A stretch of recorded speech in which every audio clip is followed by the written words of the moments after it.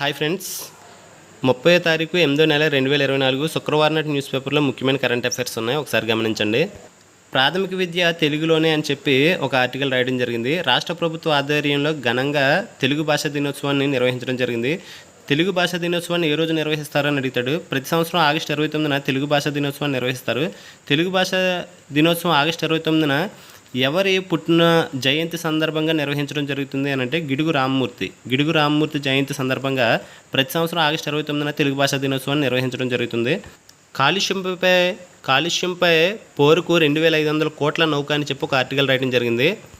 భారతదేశం సాగర జలాల్లో కాలుష్య నియంత్రణకు ఉపయోగపడేలా 2500 కోట్ల బడ్జెట్తో గోవా నౌకా నిర్మాణ కేంద్రం నిర్మించినటువంటి ప్రత్యేక నౌక సముద్ర ప్రతాప్ రక్షణ శాఖ సహాయ మంత్రి సంజయ్ సేతు గురువారం భారత తీరగస్తీ దళానికి ఇండియన్ కోస్ట్ గార్డ్కి అప్పగించడం జరిగింది.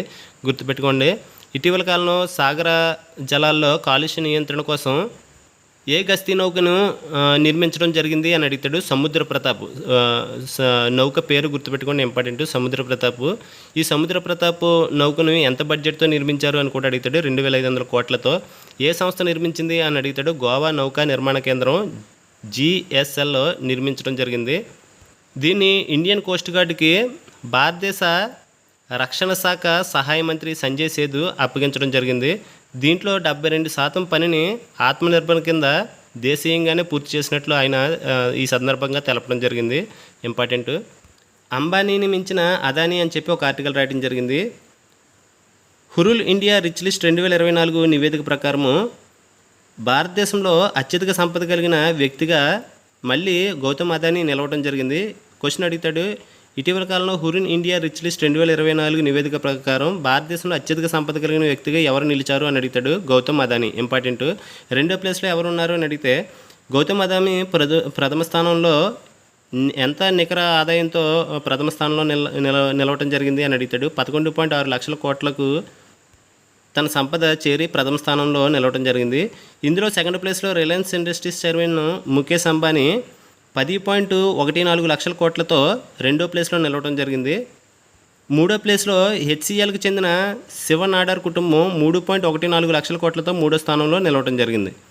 ఇదే నివేదికలో తెలంగాణ, ఆంధ్రప్రదేశ్ ఎన్నో స్థానంలో ఉన్నాయి అని అంటే కుబేర్ల సంఖ్య ప్రకారం తెలంగాణ 5వ స్థానంలో ఉంది 109 మంది కుబేర్లతోని. ఆంధ్రప్రదేశ్ 9 మంది కుబేర్లతో 14వ స్థానంలో ఉంది. INS అరిగాత్ భారత్కు రక్షా కవచం అని చెప్పి ఒక ఆర్టికల్ రాయడం జరిగింది. స్వదేశీ తయారీతో రెండో అణు జలాంతర్గామిని భారతదేశం నిర్మించడం జరిగింది. ఆ పేరు ఇటీవల కాలంలో స్వదేశీ పరిజ్ఞానంతో తయారు చేసినటువంటి రెండో అణు జలాంతర్గామి పేరేమిటి అని అడుగుతాడు. INS అరిగాత్. ఇక్కడ చూడండి, దేశీయ పరిజ్ఞానంతో అభివృద్ధి చేసిన INS అరిగాత్ అణు జలాంతర్గామి భారత జాతికి రక్షణ కవచంలో నిలుస్తుందని రక్షణ శాఖ మంత్రి రాజ్నాథ్ సింగ్ పేర్కొన్నారు. భారత నౌకాదళం నిర్మించినటువంటి ఈ రెండో అణు జలాంతర్గామిని గురువారం విశాఖపట్నం నేవల్ బేస్లో జాతికి అంకితం చేయడం జరిగింది.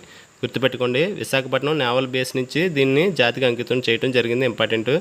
భారతదేశం నిర్మించిన తొలి అణు జలాంతర్గామి పేరేంటి అని కూడా అడుగుతాడు. INS అరిహంత్. ఇంపార్టెంట్. బేతవోలు రామబ్రహ్మంకు భాషా సమ్మాన్ అవార్డు ప్రదానం అని చెప్పి ఒక ఆర్టికల్ రాయడం జరిగింది. ప్రముఖ రచయిత, సాహితీవేత్త బేతవోలు రామబ్రహ్మం గురువారం ఇక్కడ కేంద్ర సాహిత్య అకాడమీ భాషా సమ్మాన్ అవార్డు 2021 అందుకోవడం జరిగింది. ఇంపార్టెంట్. క్వశ్చన్ అడుగుతాడు. ఇటీవల కాలంలో కేంద్ర సాహిత్య అకాడమీ భాషా సమ్మాన్ అవార్డు 2021 ఇటీవల అందుకున్నటువంటి వ్యక్తి ఎవరు అని అడుగుతాడు. బేతవోలు రామబ్రహ్మం.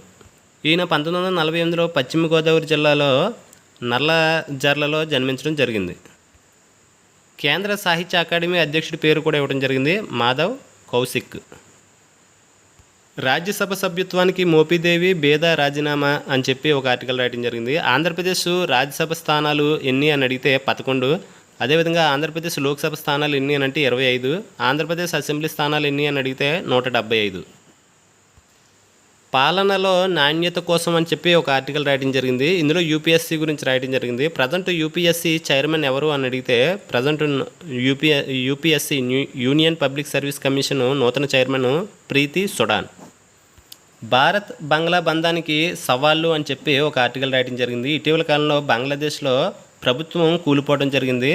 అక్కడ మాజీ ప్రధాని అయినటువంటి షేక్ హసీనా బంగ్లాదేశ్లో జరిగినటువంటి అల్లర్ల కారణంగా తన పదవికి రాజీనామా చేయటం జరిగింది. అక్కడ తాత్కాలిక ప్రభుత్వం కూడా ఏర్పడటం జరిగింది. తాత్కాలిక ప్రభుత్వం అధ్యక్షుడు ఎవరు అని అడుగుతాడు. మహమ్మద్ యూనస్ ప్రజెంట్ బంగ్లాదేశ్లో తాత్కాలిక ప్రభుత్వానికి నాయకత్వం వహిస్తున్నటువంటి వ్యక్తి. ప్రజెంట్ బంగ్లాదేశ్ అధ్యక్షుడి పేరు ఏంటి అని కూడా అడుగుతాడు. మహమ్మద్ సహబుద్దీన్ ప్రజెంట్ బంగ్లాదేశ్ అధ్యక్షుడు.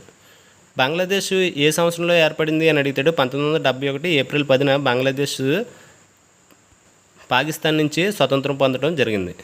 ప్రజెంట్ బంగ్లాదేశ్ భారత్కి మధ్య ఉన్నటువంటి సరిహద్దు ఎన్ని కిలోమీటర్లు అని అడుగుతాడు. 4096 కిలోమీటర్లు. బంగ్లాదేశ్ రాజధాని ఢాకా. బంగ్లాదేశ్ కరెన్సీ పేరు ఏమిటి అని కూడా అడుగుతాడు. టాకా. ఇందులో భారతదేశంతో సరిహద్దు పంచుకుంటున్నటువంటి కొన్ని దేశాలకు భారతదేశం ఇచ్చినటువంటి రుణ సహాయం గురించి రాయడం జరిగింది. ఇందులో ఈ ఏడాది జూలై వరకు 68 దేశాలకు $3,200 కోట్ల భారతదేశం రుణ సహాయం చేయడం జరిగింది. అందులో బంగ్లాదేశ్కు $786 కోట్ల, శ్రీలంకకు $200 కోట్ల, నేపాల్కి $125 కోట్ల, మాల్దీవులకి $143 కోట్ల, మయన్మార్కి $74.5 కోట్ల రుణ సహాయం చేయడం జరిగింది. ఈ కేంద్ర విదేశీ వ్యవహారాల మంత్రిత్వ శాఖ తన వెబ్సైట్లో ఈ వివిధ దేశాలకు భారతదేశం ఇచ్చినటువంటి రుణ సహాయం గురించి పేర్కొనడం జరిగింది. ఇంపార్టెంట్. ప్రముఖ న్యాయ కోవిదుడు ఏజీ నూరానీ కనుమూత అని చెప్పి ఒక ఆర్టికల్ రాయడం జరిగింది. ఇంపార్టెంట్. ప్రముఖ న్యాయ కోవిదుడు, రాజ్యాంగ నిపుణుడు, రచయిత ఏజీ నూరానీ గురువారం ముంబైలో తన నివాసంలో చనిపోవడం జరిగింది. నూరానీ పూర్తి పేరు కూడా గుర్తుపెట్టుకోండి. అబ్దుల్ గఫూర్ మజీద్ నూరానీ. ఈయన కొన్ని ప్రముఖమైన పుస్తకాలు కూడా రచించడం జరిగింది. ఆ పుస్తకాల పేర్లు కూడా గుర్తుపెట్టుకోండి. పుస్తకం పేరు ఇచ్చి రచించిన రచయిత ఎవరు అని అడుగుతాడు. The Kashmir dispute 1947-2012, article 370, a constitutional history of Jammu and Kashmir, the destruction of Hyderabad. Kashmir నిపుణుడిగా నూరానీకి పేరుంది. గుర్తుపెట్టుకోండి. ఈ పుస్తకాల పేర్లు గుర్తుపెట్టుకోండి. ఇటీవల కాలంలో చనిపోయినటువంటి ప్రముఖ న్యాయ కోవిదుడు ఎవరు అని అడుగుతాడు. నూరానీ.